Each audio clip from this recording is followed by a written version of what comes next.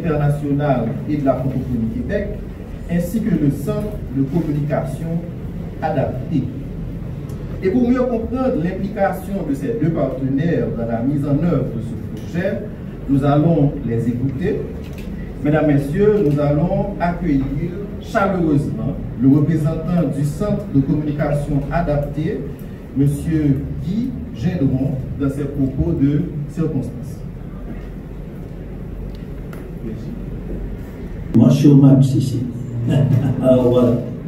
Bon, alors je vais reprendre, si vous voulez bien. Donc, comme je disais, dans le cadre de ce projet spécifiquement, d'abord notre fierté d'avoir collaboré avec l'Institut haïtien de la langue des signes et d'avoir contribué à un des jalons importants, si vous voulez, de la promotion de la culture sourde en Haïti et de la promotion de la formation des personnes sourdes en Haïti et, souhaitons-le, d'une éducation inclusive des enfants sourds en Haïti. Alors, voilà, qui sommes-nous? En fait, nous sommes une petite organisation. Alors, si l'interprète m'entend bien, tout est parfait. Alors, nous sommes une petite organisation essentiellement qui œuvrons depuis un bon nombre d'années, c'est-à-dire donc 98 comme organisation, mais on peut remonter à plus loin que ça en termes d'action auprès des communautés sourdes. Alors, je voulais, avant de poursuivre, saluer justement mon collègue qui est là, Michel Brière, qui est le fondateur donc du Centre de communication adapté.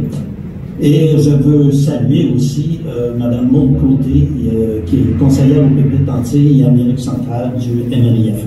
Donc, c'est important de bien dire les choses et de bien saluer les principaux partenaires à ce projet. Et bien, écoutez, je m'en voudrais de saluer tous nos partenaires haïtiens qui sont présents parce que ça a été le succès de ce projet, de joindre plusieurs partenaires locaux, toujours dans un principe donc d'inclusion et de promotion de cette culture sourde. Alors, qui sommes-nous donc? En fait, le CCA propose des formations, fait des conceptions et de la réalisation de projets et élabore des programmes. De l'information à la formation, j'irai pas trop vite pour notre interprète, en passant par la production de contenu numérique adapté. Nous poursuivons notre mission, celle de promouvoir les cultures sourdes du Québec et de la francophonie. Nous appuyons toute initiative de développement locaux et internationaux qui contribuent à l'avancement des droits des personnes sourdes, à leur inclusion éducative, sociale et professionnelle. Alors, au cours de ces dernières années, donc, nous avons travaillé justement dans le cadre d'initiatives en télésanté ici au Québec. Mais nous sommes tout de suite tournés vers nos collègues des régions d'Afrique et des Antilles dans le cadre d'un programme en coopération internationale, essentiellement. Alors, notre planification stratégique a pris ce virage vers la coopération internationale en créant, bien sûr, une plateforme numérique qui, elle, est axée vers l'accès à l'information pour toute communauté sourde de la francophonie. Nous menons ou assistons des projets allant du Sénégal au Bénin, de la République démocratique du Congo au Rwanda et bien sûr au Québec. Avec le programme SIGNLab que je dirige, nous travaillons à la promotion des langues des signes locales et nationales dans les domaines de l'éducation de base, de la formation professionnelle et de la promotion des cultures sourdes. Donc, au Sénégal, nous avons conduit une première mission d'appui technique et d'évaluation afin de créer un programme de formation adapté en formation professionnelle. Au Bénin, nous avons constitué une banque de matériel éducatif destiné aux enfants sourds et entendants d'une petite école bilingue, le Centre des sourds de Parakou. En Haïti, nous sommes ici aujourd'hui pour célébrer ce fabuleux projet donc d'accès à l'information et à la formation professionnelle. Nous collaborons avec l'Institut haïtien de la langue des signes et souhaitons que la collaboration perdure donc dans le temps, bien entendu.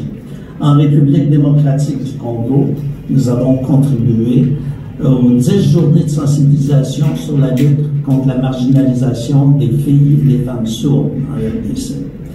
Une collaboration avec nos collègues du Centre de production et de programme de support de sensibilisation des sourds basé à Kinshasa. Et au Rwanda, nous avons travaillé donc à soutenir la formation inclusive en agriculture durable pour que les sourds et les personnes sourdes donc deviennent des acteurs au développement rural afin de lutter contre la pauvreté. Voilà en gros nos principaux champs d'action. Comment nous fonctionnons? Nous opérons une petite boutique de matériel d'aide à l'audition. Donc, nous œuvrons dans le secteur de la santé auditive. Et les petits profits qui sont engendrés par ces activités, on les investit dans la création de projets. C'est-à-dire qu'on assiste les organisations dans la proposition de projets lorsqu'il y a des appels de projets dans nos secteurs, dans nos pays, bien sûr, et à travers les instances internationales de la francophonie. Alors, voilà comment nous sommes arrivés, en fait, à ce projet aujourd'hui, à cette conclusion aujourd'hui, au succès de ce projet, essentiellement, qui est le fruit d'une collaboration soutenue et continue avec nos partenaires donc de l'Institut haïtien de la langue des signes et avec d'autres partenaires qui attendent une collaboration élargie sud-sud en provenant d'Haïti, entre autres dans le domaine de la formation en langue des signes à distance, donc en ligne, qui a été une des résultantes de ce beau projet. Et donc on a des gens au Congo, au Rwanda, etc., qui attendent donc éventuellement de proposer des échanges de programmes de formation avec l'Institut pour promouvoir, encore une fois, chacun chez eux, la culture sourde, l'accès à l'éducation inclusive, bien sûr, et l'accès à la santé, à la justice et à l'information. C'est fondamental. Voilà pour ma part. Donc, je vous dis que je suis encore une fois très fier d'abord. Vous savez, ici, actuellement, donc, il fait à peu près moins 12, moins 15 degrés. Nous sommes sous la neige. Et je vous dis qu'à chaque fois que je pense à Haïti, mon cœur se réchauffe. Et ce, malgré le, comment je pourrais dire, malgré le climat d'insécurité qui est créé dans le pays. L'Institut haïtien de la langue des signes n'a pas cessé de produire des activités, de créer leur programme de formation qui était une alternative essentiellement au déplacement à l'intérieur du pays. Alors donc, ces gens-là n'ont jamais arrêté de travailler pendant tout ce temps, jusqu'à aujourd'hui, et souhaitons-le jusqu'à l'infini. Allons-y pour ça. Voilà. Alors, je termine mon petit mot ainsi. Et nous avons donc, je disais, le privilège d'avoir Mme Beaude-Côté, qui est conseillère au pupitre Antilles Amérique centrale. Je lui ai demandé de nous faire un petit mot qu'elle a bien accepté. Alors, je la remercie et j'aimerais donc lui passer la parole. Maude, la parole est à vous. Merci, M. Gendron. Bonjour à toutes et à tous. Je suis sincèrement heureuse et honorée de prendre la parole.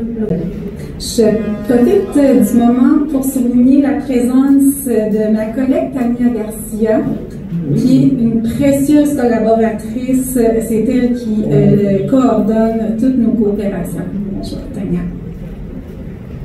Pour ma part, comme le disait M. Gendron, je suis responsable des relations entre le gouvernement du Québec et les gouvernements des pays de l'Amérique centrale et des Caraïbes, tout en étant basée à Québec. Donc, j'ai trop rarement l'occasion d'être témoin du succès découlant de notre appui. Merci de m'avoir convié à cet événement.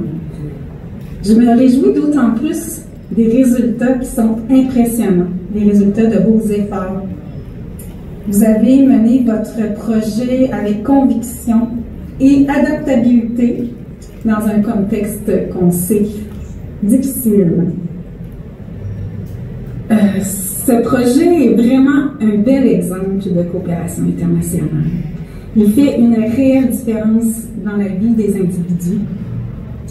En favorisant l'inclusion et l'autonomisation des personnes sourdes, vous avez contribué à bâtir un avenir plus égalitaire et plus accessible. Je remercie tous les acteurs du projet pour votre travail exceptionnel et votre dévouement. Nous sommes fiers de pouvoir soutenir de telles initiatives qui ont un impact tangible sur nos communautés. Je vous souhaite à tous et à toutes une excellente journée et une poursuite fructueuse de cette belle collaboration dont la pérennité, m'a-t-on dit, est assurée grâce à votre approche d'autofinancement. Je m'en réjouis. Longue vie. Merci beaucoup.